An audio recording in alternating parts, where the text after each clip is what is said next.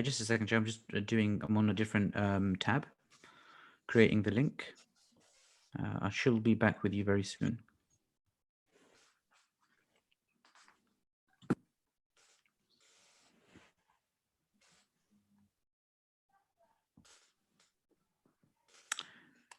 Yes, I can see that very clearly. The Hajj in Umayyad times.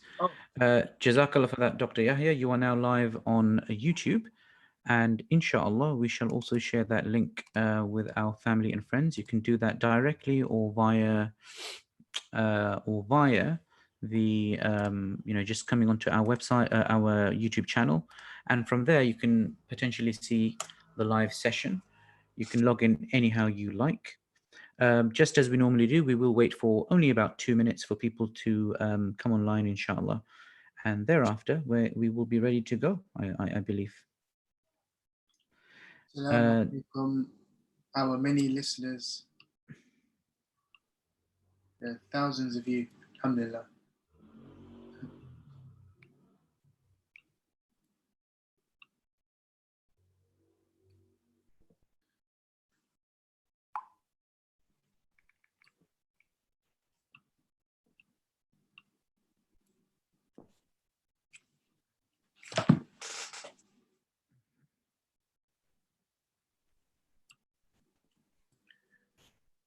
Assalamu alaikum, Fiza. I assume that's you who is here with us.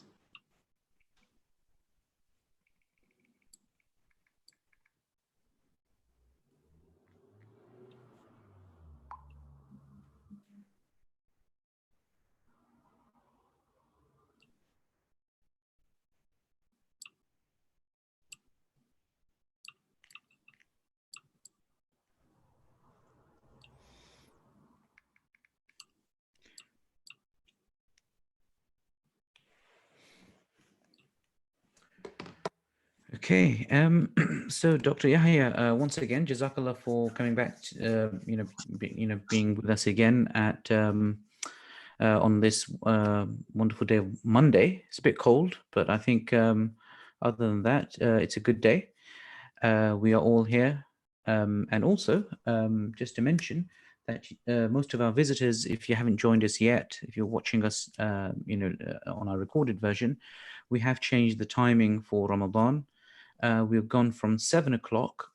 We moved an hour earlier to 6 o'clock, which I think is more helpful for everyone in the family, inshallah, because we're not finishing, just before Maghrib, or even if it's 20 minutes before Maghrib.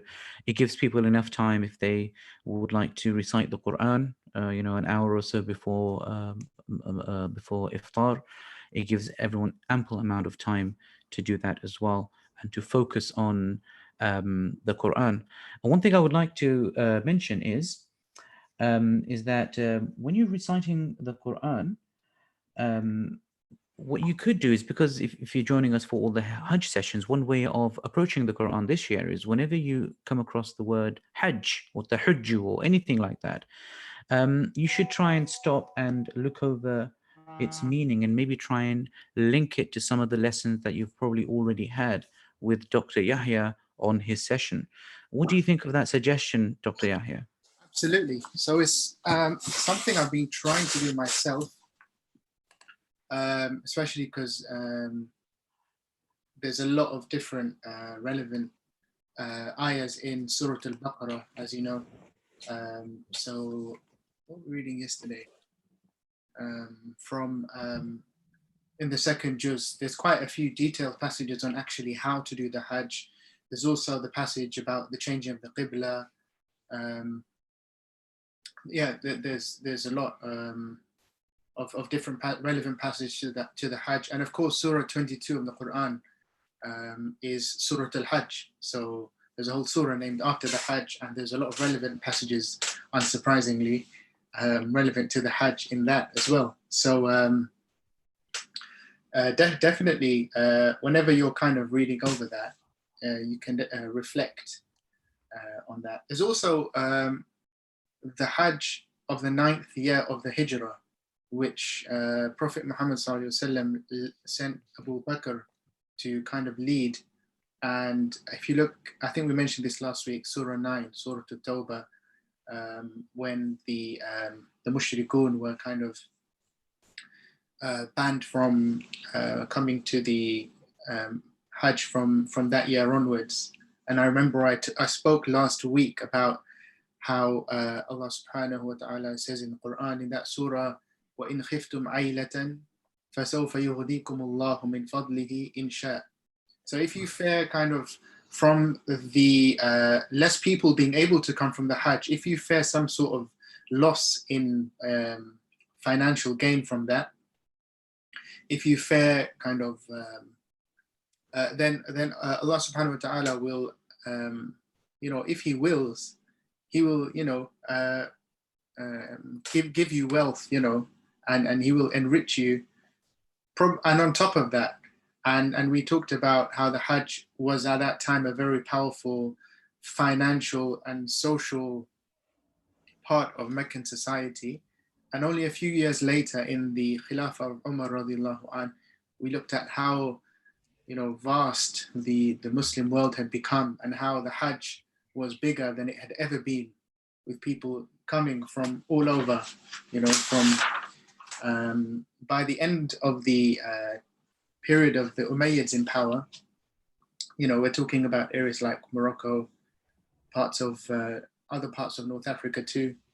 We're talking about Egypt, the entire Levant, Iraq, significant parts of Iran, Uzbekistan, and just all sorts of parts of India.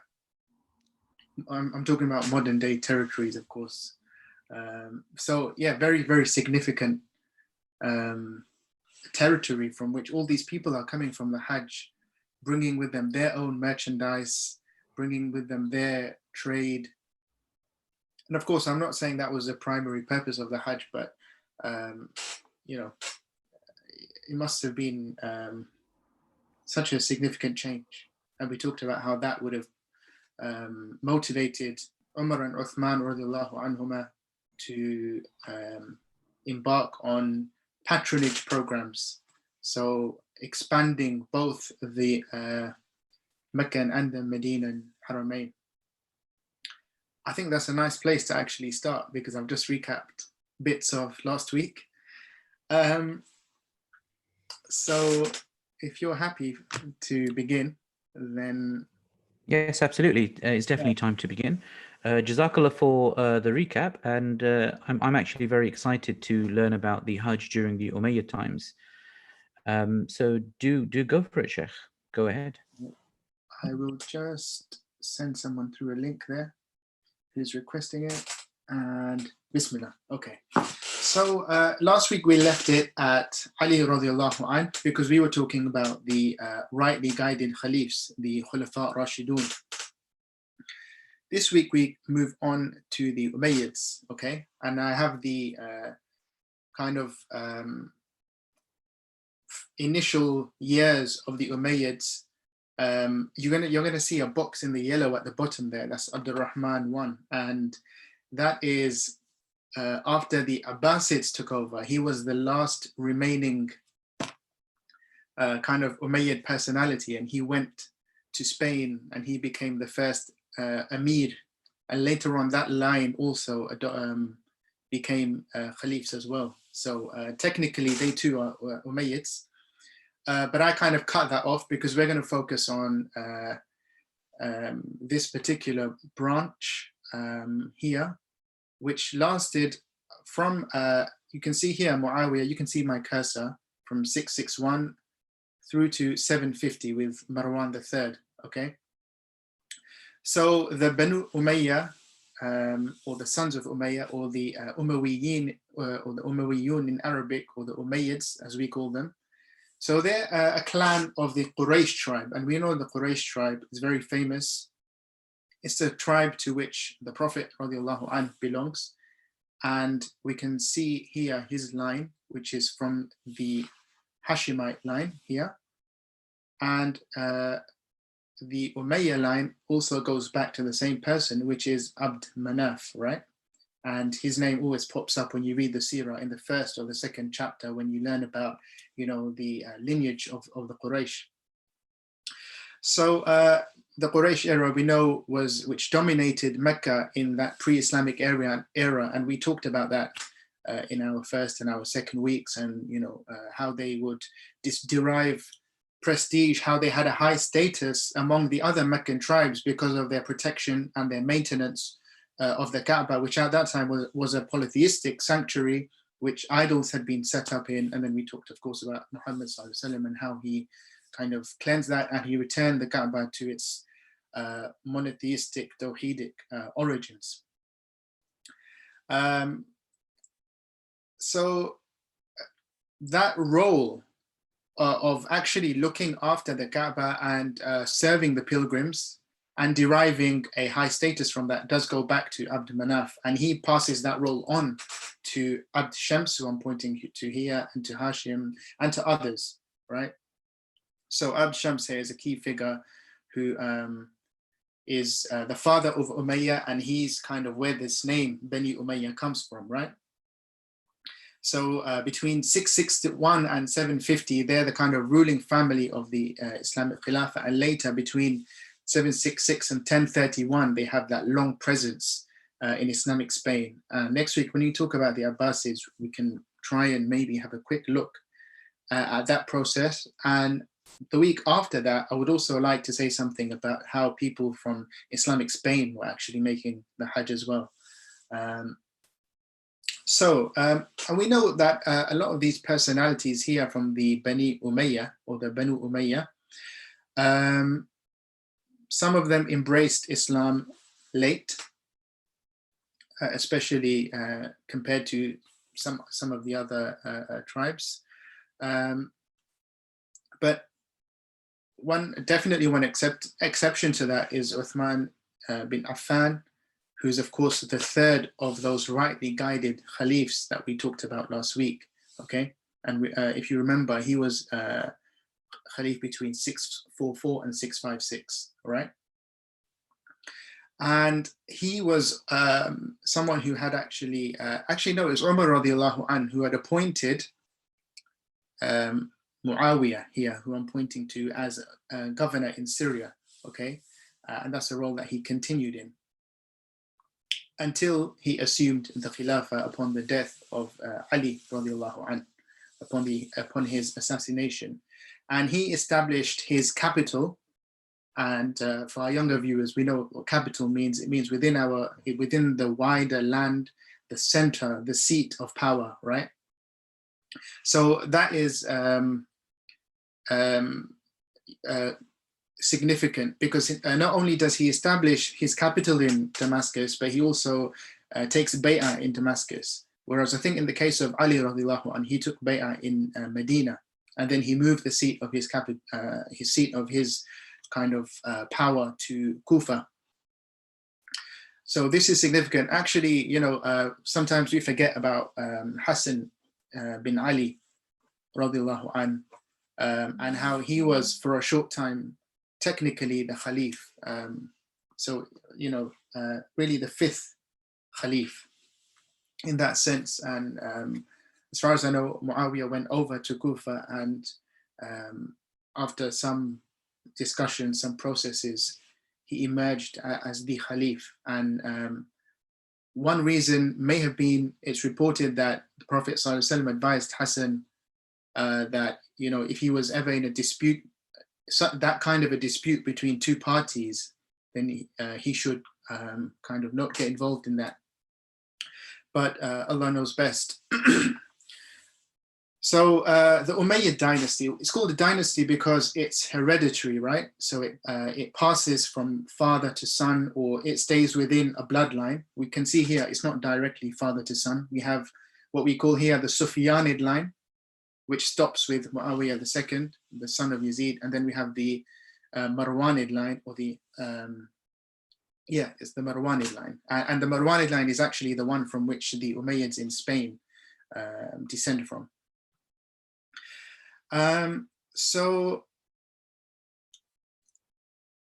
we know that the Umayyads drive on those early Islamic conquests, North Africa, Spain, Central Asia, Sind, these kind of areas, which I've just alluded to.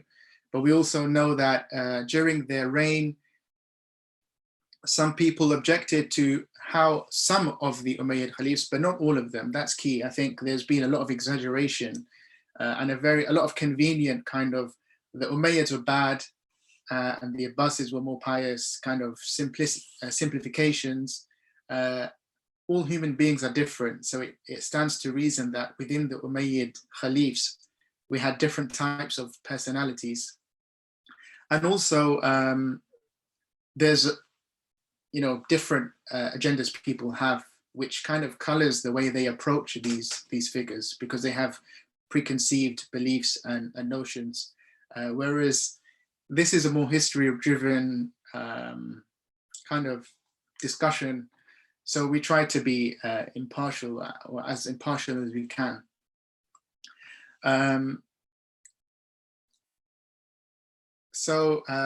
Moving on quickly, just to show you a brief sketch of these territories, right, that I alluded to. We can see here someone told me what color this was last week, because it's not quite yellow, but we can see here it's quite a significant expansion from the already very significant expansion under the Rashidun Caliphs. I actually spent a fair bit of time last week on this map, so I don't want to, amber, thank you, Fizza. I'll take your word for that.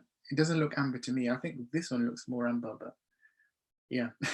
I actually spent a fair bit of time on this map last week, so I don't want to do that again.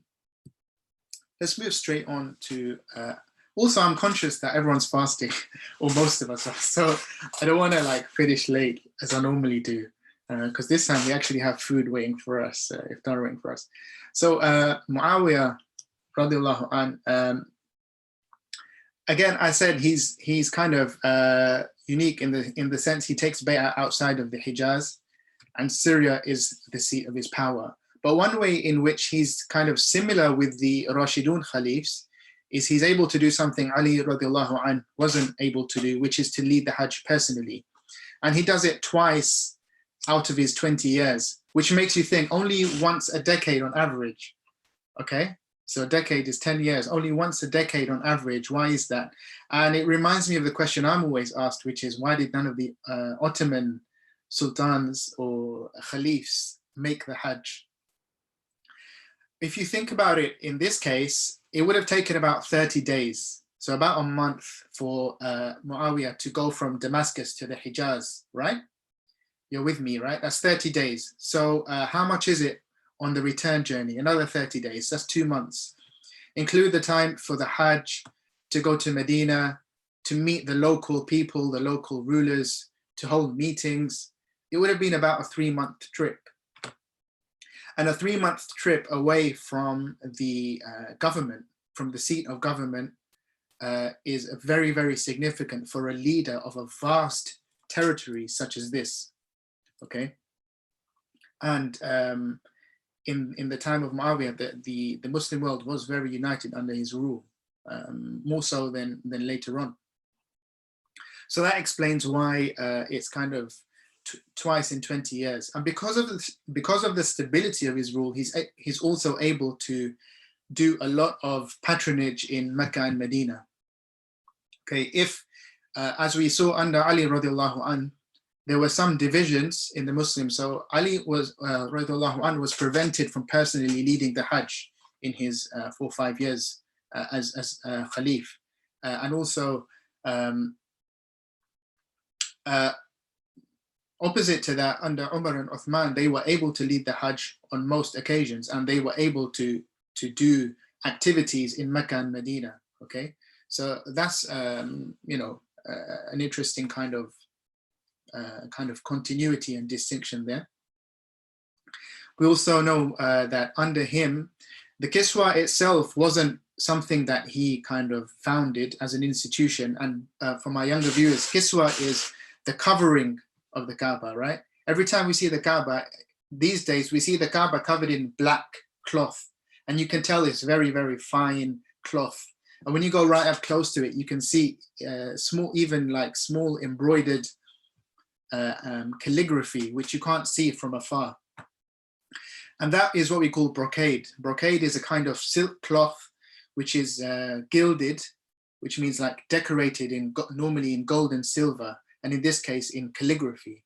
So that's something that he starts, and from then on it becomes the kind of Khalif's responsibility or his role to provide that kiswa. And we can see that that role carries on right through until the modern day, right? So the Ottomans were doing it, and then the Saudis, the Saud family took over the Hijaz area and founded the nation state of Saudi Arabia, and now they provide the kiswa. Interestingly though, when the Ottomans took charge, they didn't take the responsibility of manufacturing the kiswa away from Egypt, where it used to be manufactured under the Mamluks. In the there was an actual place in Cairo called the Dar al-Kiswa, and they kept it there, but they would kind of pay for it. In fact, there used to be entire villages made waqf to pay for the kiswa.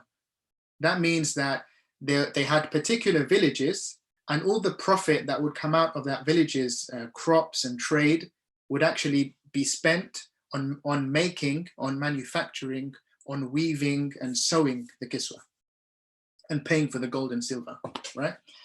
So this is all very interesting. And also under Muawiyah, the kind of succession changes from the shura-based system to a hereditary-based system. For my younger viewers, that means that it passes on from father to son, hereditary, just like we have things like hereditary diseases, for example, diseases which can pass from father to son. So this is now a hereditary system. And to kind of make his son Yazid a more well-known figure in the Muslim world, during his rule, Muawiyah actually deputized him to go and lead the Hajj himself, as well as a Sa'ifa, which is the annual raid on the Byzantines. Okay, that's a Sa'ifa that would normally take place in the summer, which is good weather for raiding, unlike the winter where things are cold and supplies are low. But they would lead this annual raid on the Byzantines in the summer. So Yazid was appointed to do this. So we can see here this Hajj still has a heavy political meaning, as well as a heavy spiritual meaning. And you'll notice actually when you read a lot of the Western literature on the Hajj, it almost always focuses on the political side of it, which is interestingly why for my PhD, I chose to do the opposite. I tried to look at religious experience, ritual experience, the sacred spaces of the Hajj and how they kind of change and how they're interpreted at that time. I do that though for the Ottoman period, but for this period, I try to bring some of the similar principles, which is hard because there's less material on that out there, unless you dive directly into the Arabic sources, which takes more time, as Sheikh Hamid will know, to dive directly into the primary sources. But that is what we need to do, our generation now, is start to revive our tradition and our history by directly accessing our sources rather than relying on other people to do it for us. You know, they have an absolute right to do that, by the way. It doesn't matter if they're kind of based in the Western world or perhaps non-Muslim. Everyone has an equal right to access history and interpret it as they wish, but we should be at the forefront of that because it's actually ours. It is our heritage, and we should be kind of at the forefront of accessing it, of sharing it, of you know, taking lessons from it. You know. Anyway, I digress. Moving on to this issue of Yazid, okay, which I've said that it's Muawiyah choosing who is the next ruler, rather than the process of shura, which is the process of consultation where senior figures come together and together choose who the next ruler is going to be. So in this case, that doesn't happen, which is why a lot of senior figures like Abdullah ibn Zubayr, who is a very important Sahaba, and Hussein bin Ali, the brother of the aforementioned Hassan, who are the Sayyida Shabab Ahlil Jannah, as we hear every Friday, the leaders of the youth of paradise. So Hassan and Hussein. Both of these figures do not give their allegiance for this reason, okay? Because They're objecting to a number of different things, but one of the things they're objecting to is, for example, the seat of the Khilafah not being in the Hijaz, not being in the Haramain meaning the two harams of Mecca and Medina. That's one of the reasons. The other reason being that they disagree with this process of passing leadership from father to son, which is, you know, people at the time were saying you've turned the Khilafah into a mulk, into that kind of kingship. Whereas, you know, other people before him also had sons, and you know there was some criticism for that decision, which is why we see this opposition from the likes of Ibn Zubayr and Hussein bin Ali, and also the Khawarij. Again, that would take a long time to explain that, the background to all of this, but it's I can say that what happens is, at this time, Hussein bin Ali and Abdullah ibn Zubayr are both resisting this, the new nominated successor of Muawiyah, Yazid. Then they're resisting him from Mecca. Okay, that's the seat of their resistance. However, Hussein bin Ali goes out to a place called Kufa, which I mentioned before, because the people there had told him that they were willing to support him in resisting Yazid, who at that time, especially by Hussein bin Ali, was deemed to be a figure who was quite oppressive. Okay, so and it's a very, very kind of sad event in Islamic history. Sheikh, could you repeat that again? Who was deemed to be oppressive? That's Yazid, who was Yazid the First, the son of Muawiyah, who had succeeded his father after the death of his father in 680. Sorry if I didn't make that clear. Just going back to this family tree here, we see here Muawiyah the First and Yazid here, giving away, that's a spoiler because he lasts 3 years. Back to Yazid here, and please do stop me in the chat or Sheikh Hamid if I skip out on details. So Hussein bin Ali on his way to Kufa, and by the way, by that time the people of Kufa had to change their mind about supporting him. Okay, so essentially had betrayed him. And while he's on his way in a place called Karbala with his small band of men and his family that were with him, the governor of Iraq by the name of Ubaidullah, sent out by Yazid, kills basically the entire party, including Hussein radiallahu anh, famously beheading him. So it's a very, very, very sad moment, a moment which kind of resonates, rings out across the Muslim world, no more so than in Mecca, which is kind of the seat of the resistance at this point, where people, whatever kind of thinking they had, all of them would have been uniquely shocked, saddened, sorrowed to hear of this event. Okay, and this happens, the Battle of Karbala, on the 10th of Muharram in the year 61, or on the 10th of October in 680. So, you know, no small reason because of this, right? Because of this, for no small reason, Yazid's power is weak at this time.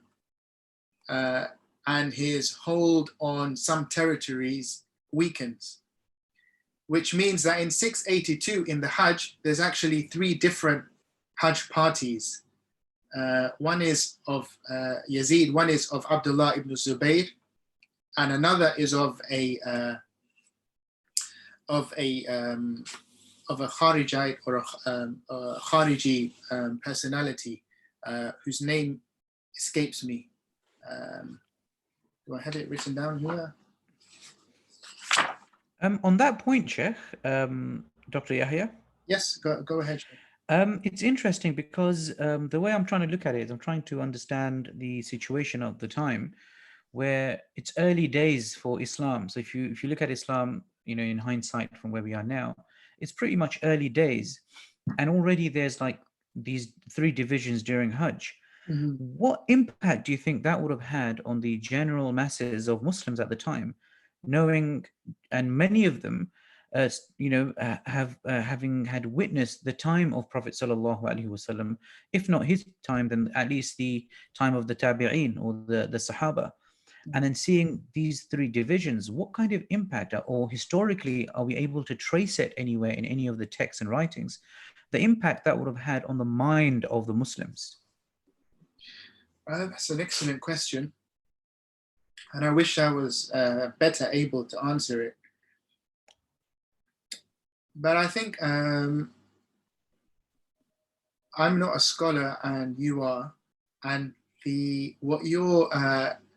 what you've inherited is that scholarly tradition, and I wonder if the answer might be found in that tradition. So if you look at the early scholars and what they were saying, and the level of involvement they had, or lack of involvement in those struggles. And it might also explain why the ulama from early on were proponents of staying away from the sultan's door, or the ruler's door. Yep. Because perhaps they kind of saw perhaps the results that might, or the things that could happen as a result of divisions. Perhaps they were making efforts to interpret what those events meant. So, trying to understand why these events were happening and what lessons they taught. Certainly something that I'm sure you and I and everyone watching is thinking about, trying to reflect on how this could happen, so soon in the first centuries, really, after the demise of the Prophet, after he leaves this world. Jazakallah for that, Sheikh. And on that point, it's not an answer, I know. No, that's fine. Just on the point that you mentioned that that year there were three divisions. How did that look like? And I think you were heading towards that direction. How that would have looked like for a simple Muslim of the day? And if you could just carry on from there, Jazakallah. In pre-modern history, banners are very important. So when you're going for a jihad, so for battle, you carry banners. When you're going for Hajj, you carry a banner. And we've made this point before, the Hajj is very, very similar to jihad.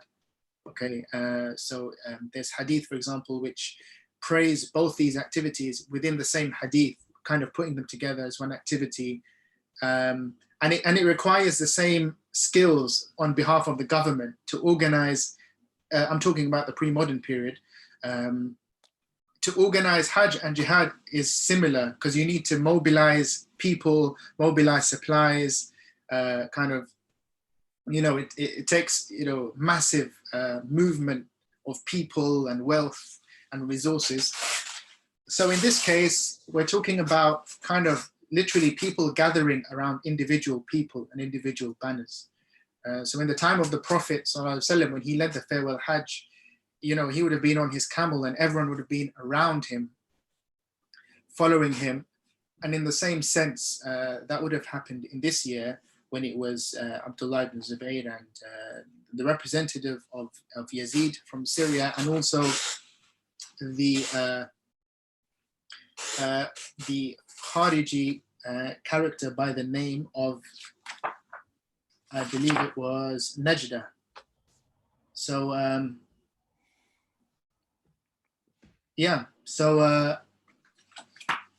we can see these kind of visions playing out. This is why I'm mentioning all this, because it's not necessarily about the Umayyad power struggles, which would take about 100 lessons and not one, but we're trying to understand Islamic history through the Hajj.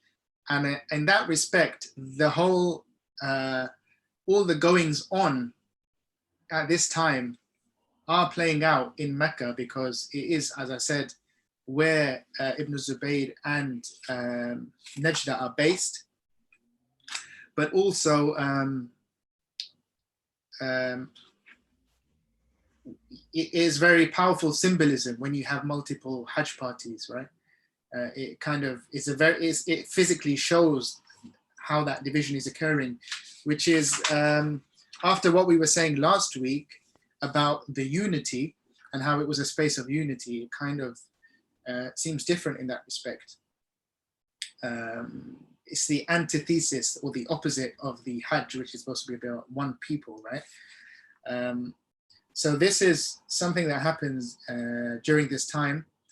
And also during this time, Yazid sends an army to Mecca and Medina. It goes to Medina first, I believe, and then proceeds to Mecca, where the commander of that army attacks the city and actually does some damage to the Kaaba itself, but they're unsuccessful in breaking the siege which Ibn Zubayr had set up in the city. So Ibn Zubayr at this point, he's strong in his position in Mecca. And just a few months or a year after Yazid sent his army to the Haramain, he passes away himself. And his son, also called Muawiyah, dies of natural causes. And I think he was a young man, if not a youth or a young boy. He dies just after a few months of natural causes, which further strengthens Ibn Zubayr's position in Mecca. Okay, and after Yazid dies, he actually himself adopts the title of Amir al-Mu'mineen, which is the title, as well as, I believe, the title of Khalif, which he hadn't done, for example, during the time of Muawiyah the first. In fact, not much is known about his activities in that time. So here we have, yes, what I've called here in the slide an alternative caliphate. And Ibn Zubayr has his power base from Mecca, which grows out. So there's actually, at one time, more people have pledged allegiance to Ibn Zubayr than to the Umayyad Khalif in Damascus, which is interesting because not much is necessarily known. I'd be interested to see what you think, Sheikh Hamid, about Ibn Zubayr's time as a political figurehead. I don't think a lot is known about that. I think if you were to look at even some scholars, and my mind went back to a few scholars who, in their speeches, they do talk about the battle where Abdullah ibn Zubayr radiallahu anhu is martyred, and they bring the vivid scenes to life for us. So there is that concept of going back and seeing Ibn Zubayr as the person who's the head of the resistance in Mecca. So there is that from the traditional scholarship, that they look back at Abdullah ibn Zubayr radiallahu anhu as a person trying to hold the resistance, keep it going. And even the story of the discussion before he goes out onto battle between him and his mother, so there are some very interesting anecdotes from that period as well. Yeah. Okay, that's good to know, Sheikh. That's good. That helps me, gives me some background too about general perceptions of this period and the personalities that were part of that period. So actually, I've not said a lot about Abdullah ibn Zubayr. So let me just give it some brief details about him. Born in Medina in 624, and I'm sticking to kind of Gregorian dates or common era dates, just because I tried to do both last week and it became confusing. But in some occasions, I will use the Hijri date, just to kind of give you an idea of how long after Hijrah, literally, an event happened, which gives us perspective sometimes. So he's the eldest son of Zubayr ibn al-Awwam, himself a very, very important Sahabi of the Prophet Muhammad sallallahu alaihi wasallam, and a leading figure after his death too. And they belong to the Banu Asad clan of the Quraysh, okay, which was the dominant tribe of Mecca, and their lineage is very important. So Ibn Zubayr's paternal grandmother is Safiya bint Abdul Muttalib, so the paternal aunt of Muhammad, yeah? That's Ibn Zubayr's grandmother on his father's side. And his mother is Asma bint Abu Bakr. So not the son of Abu Bakr and the sister of Aisha. And as we can see later, she actually outlives her son. So you can imagine how elderly she was, beyond 100 years old at the time of her son's death. So according to some of the early historians, Ibn Zubayr was actually the first child born to the emigrants, to the Muhajirun in Medina. And we discussed last week the Muhajirun, or the Muslims who escaped the persecution they were facing in Mecca and went to a place called Yathrib, which we know and love as Medinat al-Nabi, the city of the Prophet. So we can see here Ibn Zubayr is an important figure based on his family and also based on his standing as a Muslim, very pious and very knowledgeable personality, who leaves Medina, the comforts of Medina, and goes to Mecca, which shows a lot of self-sacrifice, something he was encouraged to do by his mother. Okay, and mothers might normally be encouraging their sons to stay at home safe and sound. And she was one, according to the reports, I hate to say this generic term, the books of history, but I'm just going to say the books of history. Sounds very romantic, you know, makes you think of old dusty books in libraries. But so in conclusion, she's also a key figure in that initial move of his to go to Mecca and begin his resistance. And as Sheikh Hamid mentioned, and as hopefully we will come to, she's also a key figure at the end as well. And you can see the end here will be 692. So he proclaims himself Khalif in the wake of Yazid's death in 663, which marks the kind of beginning of the second fitna, as we call it, the second Muslim civil war. And as I mentioned, the Muawiyah II dies just weeks into his reign. So Umayyad authority kind of collapses, and many of those provinces actually pledge allegiance to Ibn Zubayr. Okay, so much of his authority is actually concentrated in the Hijaz, but he does have also some, perhaps not a lot, but some support from outside as well. And as one historian who I was reading today mentioned, at one time he actually enjoys more support than the Umayyad figure in Damascus. But also while he's kind of building his power base from Mecca, the Khawarij then turn against him as well, again, which is classic Khawarij, you could say. So while they were kind of in those years under Yazid, he was in close contact with the Khawarij, but without being kind of in support of their ideas. And he found many of their activities and the things that they would do intolerable. But afterwards, especially, they were kind of a lot of resistance to the forces of Ibn Zubayr on the part of what we call Alid. So kind of pro Ali. This is a whole nother episode. And the Khawarij forces. And I'm conscious that I haven't really introduced the Alids and the Kharijites because it would take a long time. So, and it's not necessarily a significant part of this particular discussion that we're having about Mecca and the Kaaba. But if people want to ask about that towards the end, I'd be happy to do that. Or I'd be happy to kind of have a quick summary of them next week too. Where were we? So yeah, so we left it at Muawiyah II. Let's go back to the Umayyads now. Here's the end of the Sufyanid line, okay, from Abu Sufyan, who we know very well also from the Seerah, and the start of the Hakimid line with Marwan I, under whom the Umayyads recover and start to get back that stability.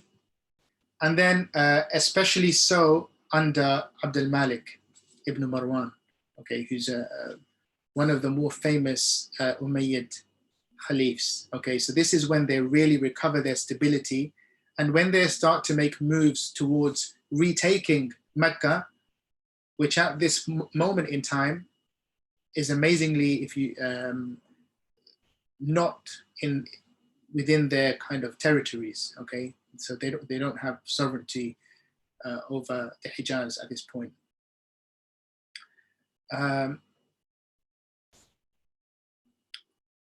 So this happens by about 685, where the Umayyad the Umayyad Caliphate has been reconstructed or reconstituted under Marwan I in Syria and Egypt, and Ibn Zubayr is struggling with the pro-Alid and Kharijite forces. And Ibn Zubayr's brother Mus'ab is actually defeated and killed by the successor of Marwan, Abdul Malik, who I mentioned, in 691.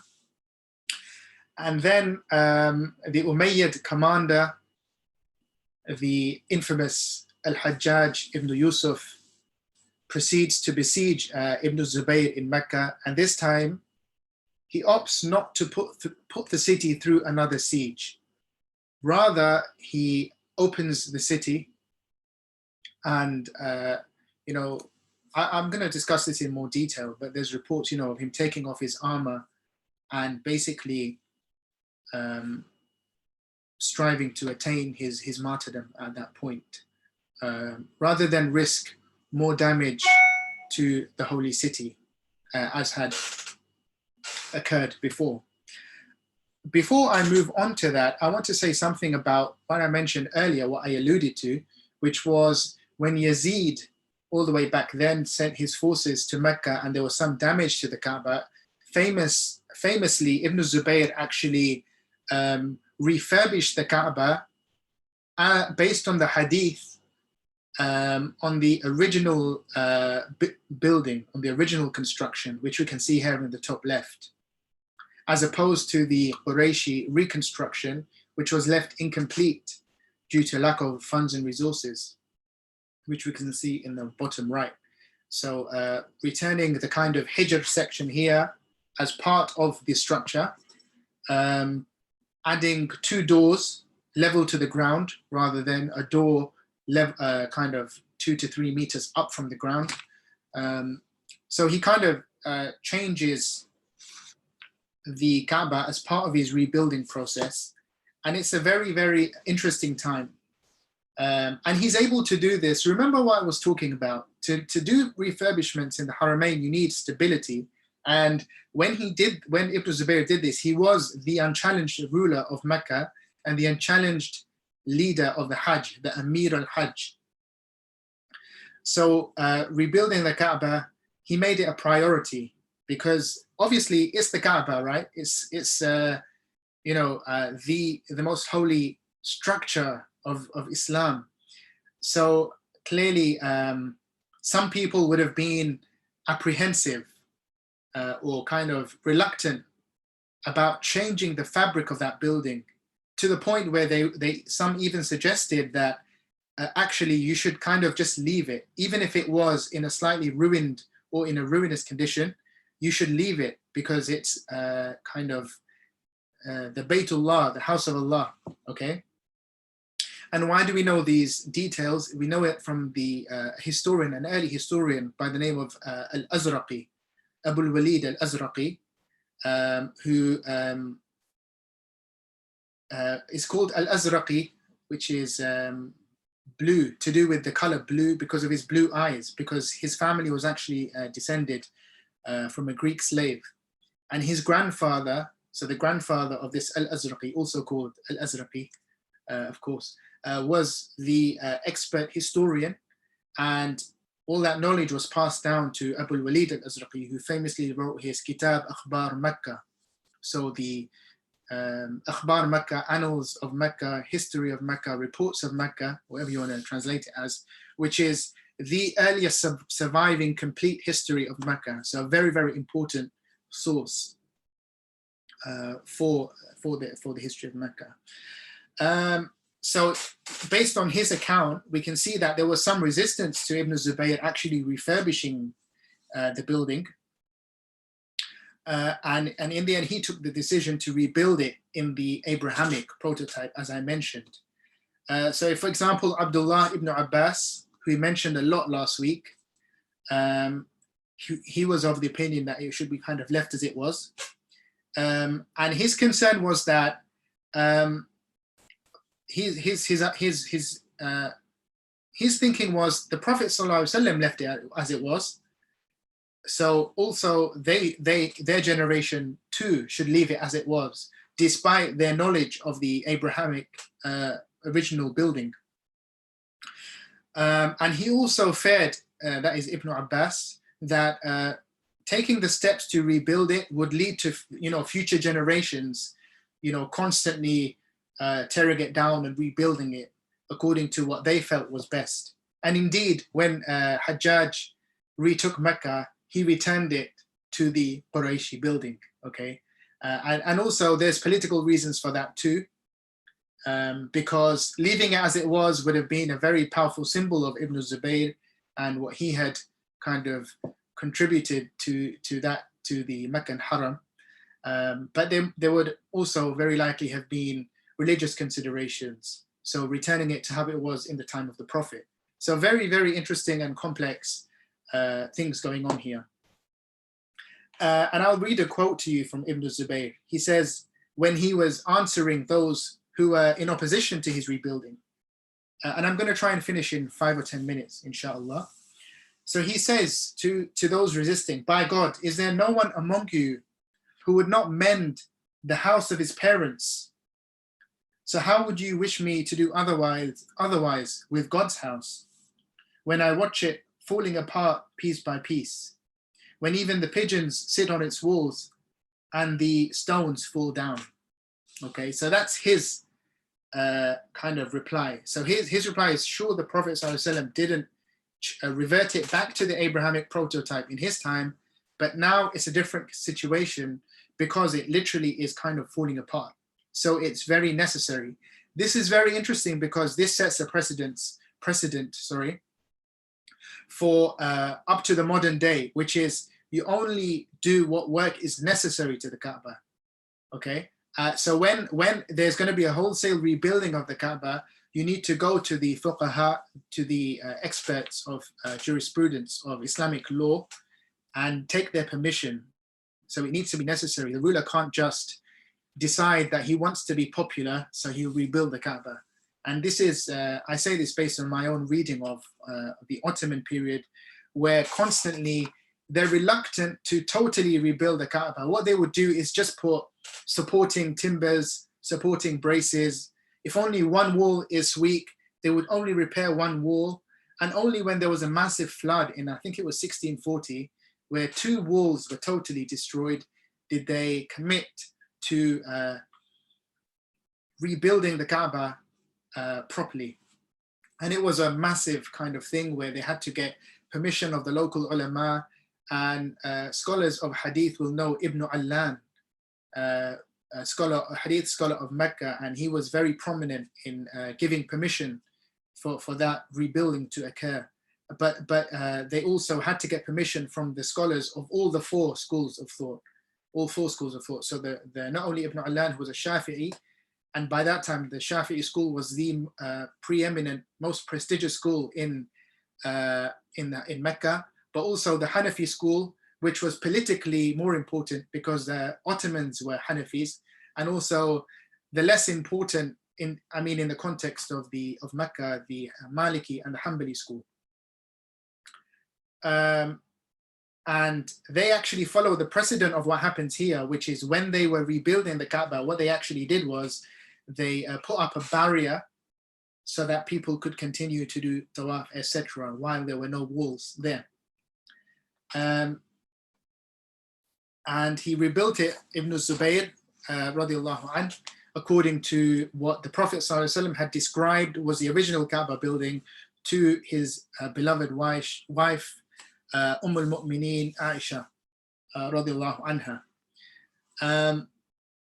but it's interesting to see that the resistance was there, of course. And actually what happens is when he begins the demolition, so of the crumbling wall, he had to first take that off to rebuild the wall from anew, right? To rebuild it from fresh.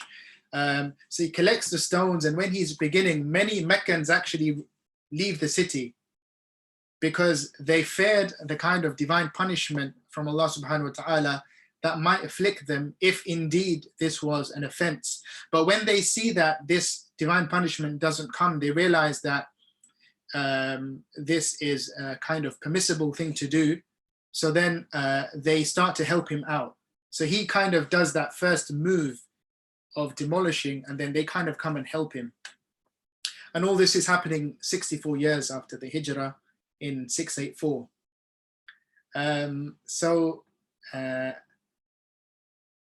The stone, you might be interested to know, comes from the quarries around Mecca.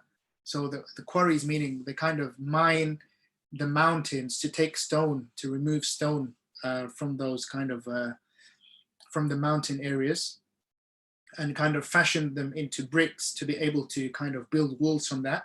There's also, to bind those stones together, they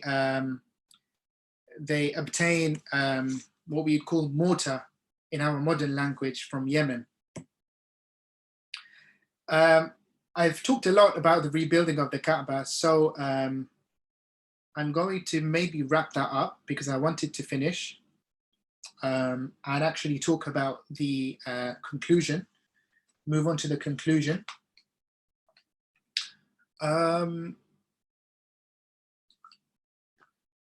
Yeah, I'll also mention briefly that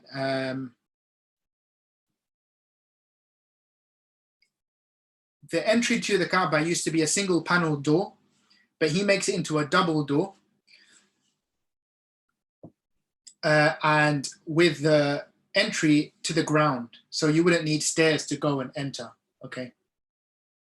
He also actually puts a wooden ladder at the Rukn al-Shami, the Syrian corner. So from using that, you can ascend the roof. The tradition of having things like ladders around the Kaaba continues into the Ottoman period as well. And then he kind of, after he finishes building it, he perfumes it. Another very important tradition, which is called Tatyib al-Kaaba. So making it smell of this pure tib perfume or ether. And he also drapes it in a kind of Egyptian linen cloth as well.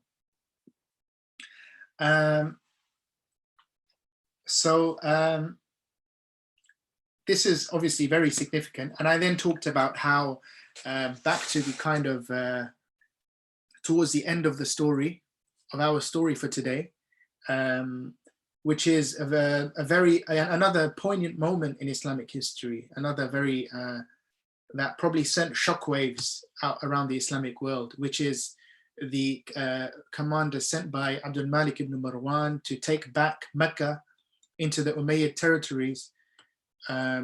He comes al-Hajjaj on the pretext of making Hajj. So he kind of catches Ibn Zubayr unawares.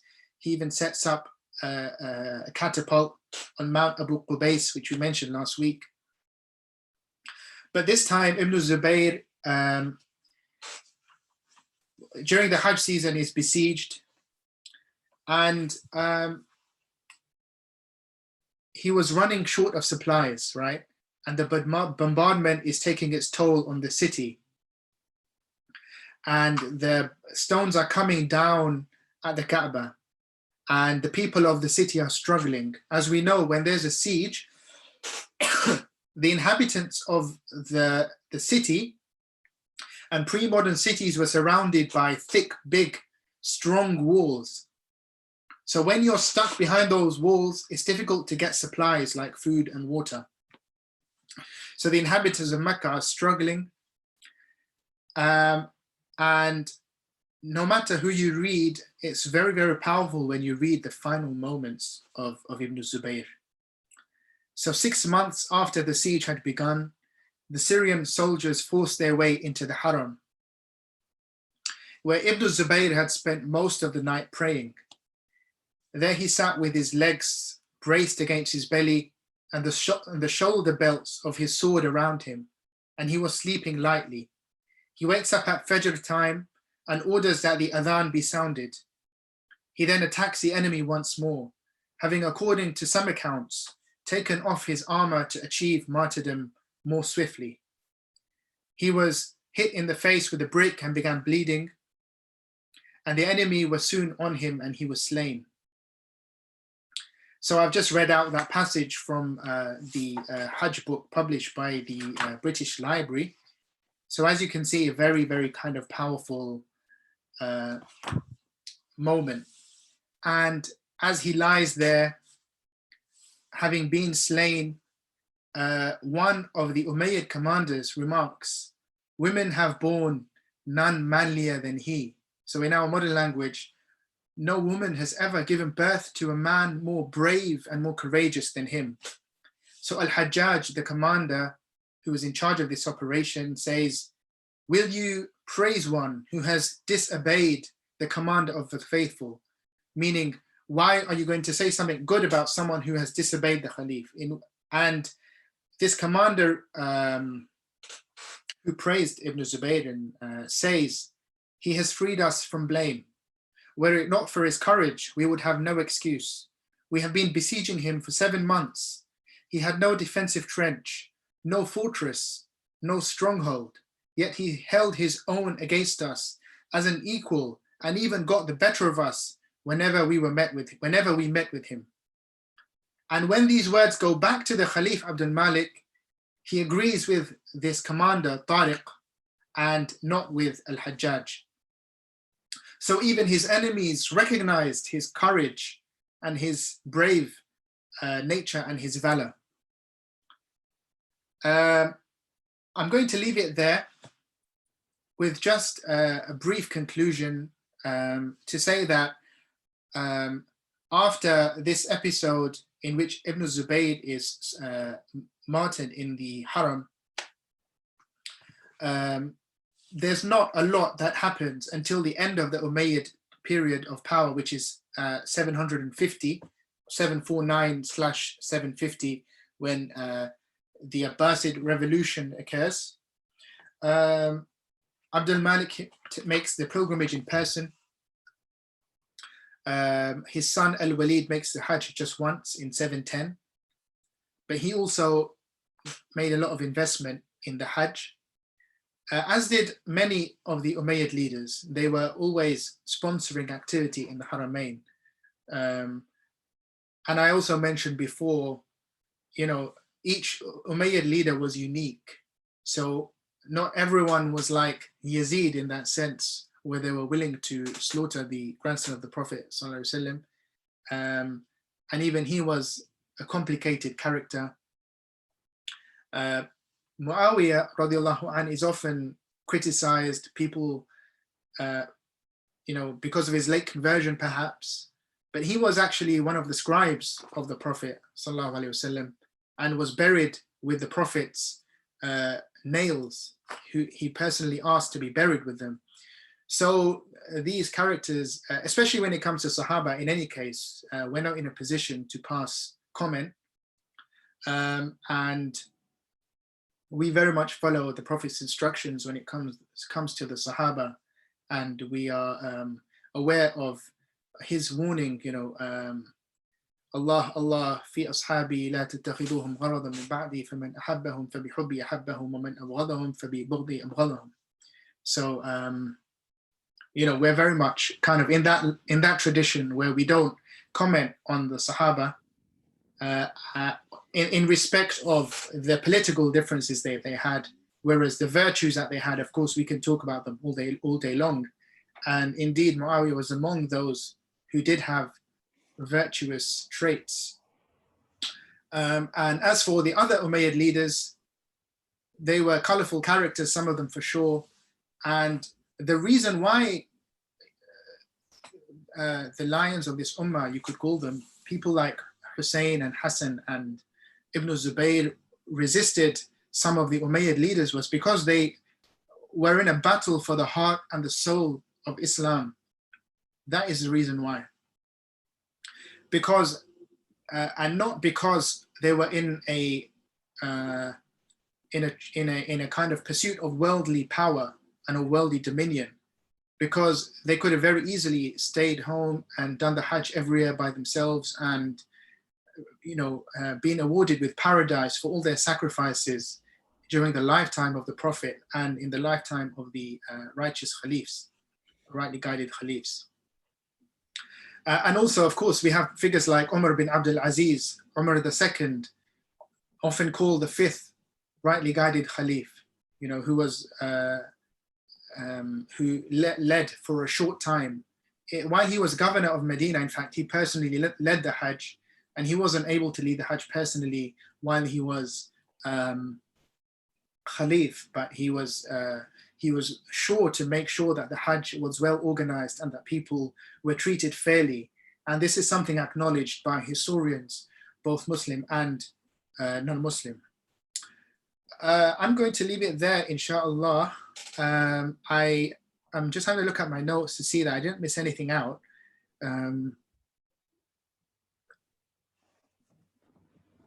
Yeah, I mean, just setting the scene for next week, which is that now when the government was based in Syria and when it moves again with the Abbasids, the Hajj caravan becomes very important. So that's going to be a big focus next week, the Hajj caravan. How are people coming to the Hajj from places like Syria and Iraq? And I'm going to hopefully show you some pictures of the water supplies, the Barid system, the postal system, which guided people, kind of like a signpost system like you see on the motorways, M40, 79 miles, etc., junction this, so and so. So the Barid system, we're going to talk about that. We're going to talk about the water reservoirs they had placed along the routes. There's also an announcement of the Umayyad Khalif making the Hajj. So what an Umayyad Khalif, one of his ministers, sent out an announcement across the Umayyad territories to announce that this year the Umayyad Khalif led the Hajj, and that's been translated. So I'm going to share that with you next week too, inshallah. And yeah, so what I'll probably do next week is just talk about the final few years of the Umayyads and how they sponsored the physical Hajj caravan and the routes that people would take on the Hajj. And also I'll talk about that announcement of the Umayyad Khalif making the Hajj. And then hopefully we'll talk a little bit about the Abbasids. Wassalamu alaikum wa rahmatullahi wa barakatuh. Jazakallahu khairan to all of you. May Allah reward you for tuning in and sticking with me. And inshallah, I will catch you next week. I'll hand over to Sheikh Hamid. Wa alaikum assalam wa rahmatullahi wa barakatuh. Jazakallah for your lecture, Sheikh. I think you're on mute, Sheikh.